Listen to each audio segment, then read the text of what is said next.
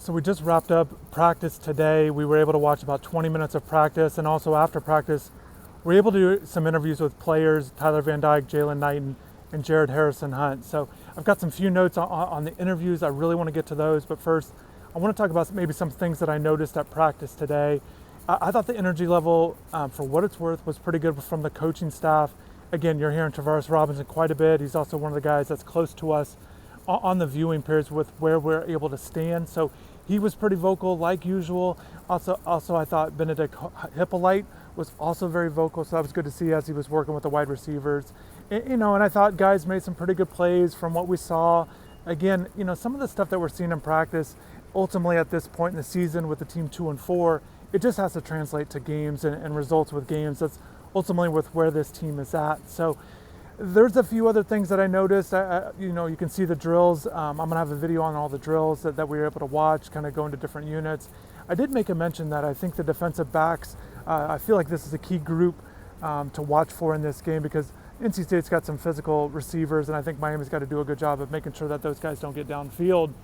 And then also I just think, the running game, I think Miami's got to do a good job being able to stop the running backs. Certainly NC State's got a physical team, so I think that will be important as well. And just Tyler Van Dyke, and that's where I want to start with the interviews after practice. Tyler, this will be his fourth start overall, third in the ACC, but so after practice, he just spoke with a lot of confidence. There were a lot of things that he said afterwards that you just don't usually hear from a starting quarterback, and I feel like it's either going to go one way or the other. It's either going to work out really well for the team on Saturday and Tyler, or it's going to backfire on him and he's going to struggle. So basically the things that he was saying was, he just came out with a lot of confidence. Feels like this team should be 4-2. And honestly, these were a lot of questions, a lot of answers that weren't really prompted, but just spoke a lot of confidence.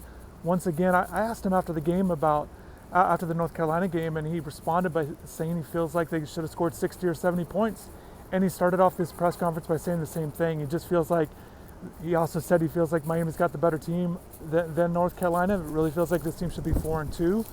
Feels like the offense, if they just put it together, they'll have a big day, and kept talking about point totals, and felt like they scored 42, and feels like they should have had more if they just played better. In particular, he feels like he's got to play much better in the first half. And I just felt like it was a different take, a different attitude than what we normally hear, essentially around UM sometimes, and really at the quarterback position. You don't usually hear a guy so outspoken and so confident and really making it a point to be so. I think, and it could be just Tyler's personality that he's starting to feel more comfortable in his role and knows he needs to play better, but he's seeing enough positive things that he feels like he will. And I think that's the biggest takeaway, is that he's seeing these flashes as well. He's seeing, Jaylan Knighton reel off a big play for a touchdown. He's seeing some guys get open downfield.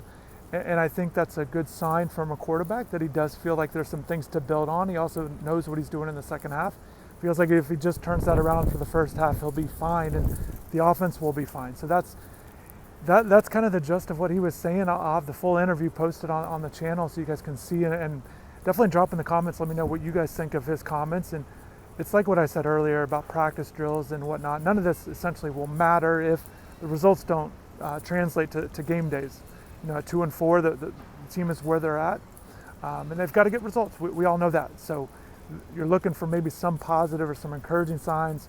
Maybe that's one of it. Maybe that there really is a way to have a complete game from Tyler from start to finish, and the offense. So that was kind of my takeaways from what Tyler had to say. I also thought Jaylan seemed pretty confident that he knows he's the guy. He said when I asked him about it, he embraces the pressure.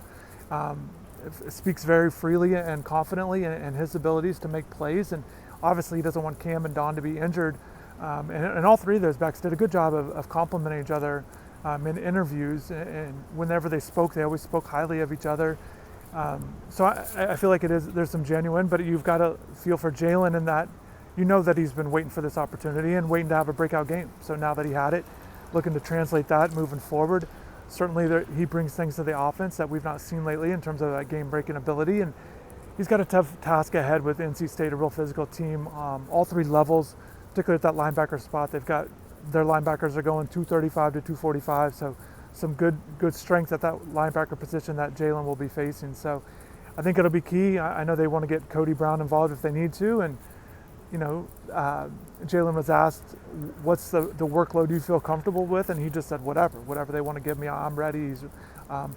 I will say, some of and Jared Harrison Hunt, he's not this loud, outspoken guy, but he also seemed pretty confident or kind of disappointed with how they're playing. And I don't think that there's this attitude from the team. Again, only 3 guys spoke today, but with all 3 of them, and they all play different positions, they just didn't seem to have this season's over mentality.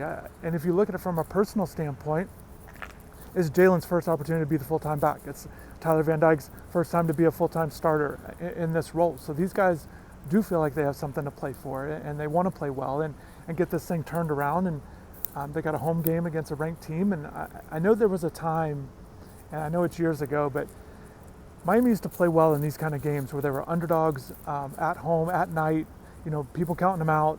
They seem to rise to the occasion, and maybe that will happen this weekend. We certainly have not seen a lot of that this season. We understand that. Everybody knows that. Everybody knows this team's not played well. Coaches know that, players know it, and obviously you guys know it as fans. So we'll see if they can kind of build on today's practice and move forward and really understand what they're working against. And one thing also I want to mention about Tyler, I asked him about the NC State defense, and he said, he feels confident that, last year Miami put up 44 points against them, and feels like, now he wasn't the quarterback, it was Derek.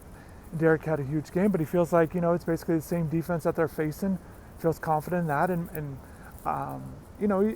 there's just a lot of confidence for a team that's 2-4. That's all I want to say. That's my biggest takeaway from today and today's practice.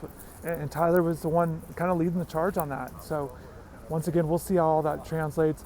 At wide receiver, I think maybe some things you want to pay attention to is, how involved will Mike Harley be able to be in this offense? I know Xavier Restrepo's making some plays and whatnot, but I just think with Mike that he still has the potential to make big plays. I think he still has ability.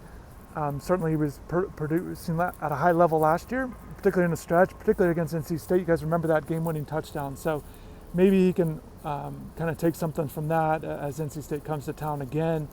And so we'll see. And I think, obviously tight end position, whether it's whoever it is, they've got to find some production out of Will Mallory. Larry Hodges got in there a little bit, Elijah Arroyo. So I think that's the thing, and if you guys missed the news, Cameron Harris once again out for the season. Mark Pope, D. Wiggins expected to transfer. Those are kind of the notable things with injuries. Another thing I just want to make mention that kicker Andres Borregales was scheduled to speak with the media after practice today, but he did not. We were told he was feeling a little under the weather, but they fully expect him to be at practice tomorrow. And he's essentially supposed to be made available to the media tomorrow. So I think it's very interesting. It's something to watch for.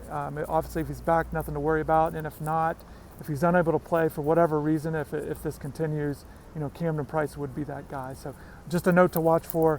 Plenty more things, more coverage on the team. Any other questions? Like I said, drop in the comments. Let me know what you think.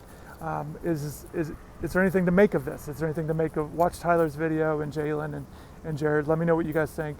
Definitely thank everybody for watching.